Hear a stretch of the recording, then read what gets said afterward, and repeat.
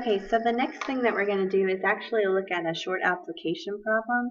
This is a lot like the one that's in your homework, so you'll definitely maybe want to watch this again right before you decide to do this homework problem. But whenever you go to do number 60, you're going to have to read this part first, or else you're going to get really confused. And there's a lot of math jargon here, so we need to pay attention to only the things that are important to what we're doing. So it says the path of a projectile that is launched 8 feet above the ground. Let's just stop there. A projectile launched 8 feet above the ground. So let's look at number 60 is what we're going to be working with. And it says here, the figure shows the path for a baseball that is hit.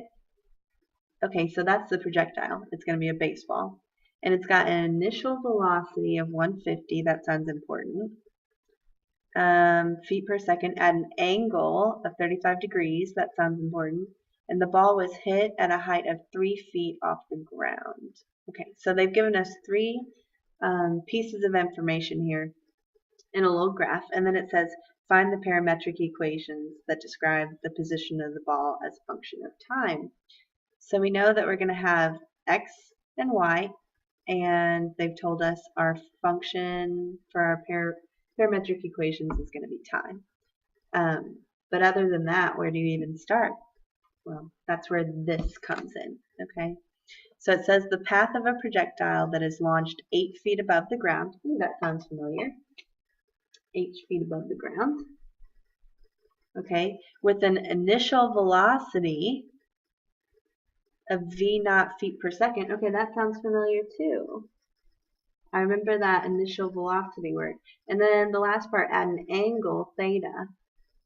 Okay, so they gave us three pieces of information, and those three pieces showed up here again, and they told us what the variables are. H, v0, and theta. And then it says the path of this projectile is given by the parametric equation.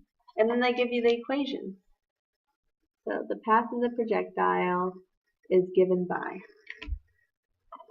And then they show you where all these little things need to be plugged in. Here, and here, and here, and here, and here, and here, and here, and here. Okay, and so the rest just tells us that t is time, and x gives the projectile's horizontal distance, and y gives the projectile's height.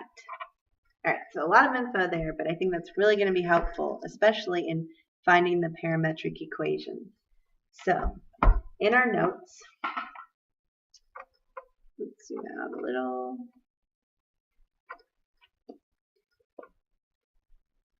In our notes, we're going to put application number 60, and they gave us the information that it was hit with an initial velocity of 150 feet. So we're going to say v0 equals 150 feet per second. And then it also told us that the angle is 35 degrees, so theta is 35 degrees. And then the last thing we needed was that h, and it says the ball was hit at a height of 3 feet off the ground. Okay, so that's all the information we need, and now we're going to plug them into those two equations they gave us in the book. So the x equation was x equals v0 cosine theta times t. And then the y was h plus v0 sine of theta times t minus 16t squared. So they did the tricky part of actually setting up the equations, and all we have to do is fill in the information. So our x equation then is going to be 150 times cosine of 35 degrees times t, and y is going to be 3 plus 150 sine of 35 times t minus 16t squared. So that's all part A asked us to do. Then part B says describe the ball's position after 1, 2, and 3 seconds. Round to the nearest tenth. Locate your solutions on the plane curve. So this one, they actually give us the graph, so we don't have to do any work. We can just look in here and go, okay, the ball's position after 1 second. Okay. Oh, wait, they didn't give us the time intervals on this. That's why it's so useful to have parametric equations. This is just x, y, so we don't know how far it traveled within 1 second, so we do have to do some math. Okay, so we're just going to do 1 second. And I'm going to say x sub 1 to denote that that is that 1 second.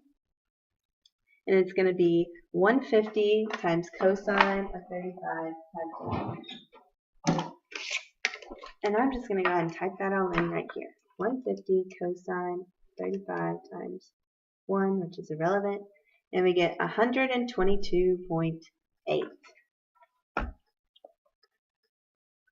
It's actually 0.9. So what does x represent? Well, it represents how much horizontal distance you have. So after just 1 second, this ball is already 120 feet away, or 112.9 feet away. And then how high is it after 1 second? So we're going to plug in 1 to this big equation, and we're going to have 3 plus 150 sine of 35 times 1 minus 16. And we get 73.0 feet. So after 1 second, that's how far it is. And you could keep plugging in and seeing how far it goes after each second. And part C says, how long is the ball in flight? So in order to do that, you're going to have to solve for t. Okay, you're going to have to look at this graph and decide, okay, well, it looks like it landed at about a little past, these are going by hundreds, 200, 300, 400, 500, 600, maybe like 660 feet is where it landed. So if we plug that 660 feet into the x equation, we could solve for t. Or we could plug 0 into the y equation and solve for t, because it's got 0 height there. There's some other questions here. It says, what is the total horizontal distance that it travels before it lands? Is your answer consistent with the figure? So there's a lot of different things there, but I mainly just wanted to show you how you're going to be setting the problem up and kind of how it works so that you can tackle number 59 on your own. That's it.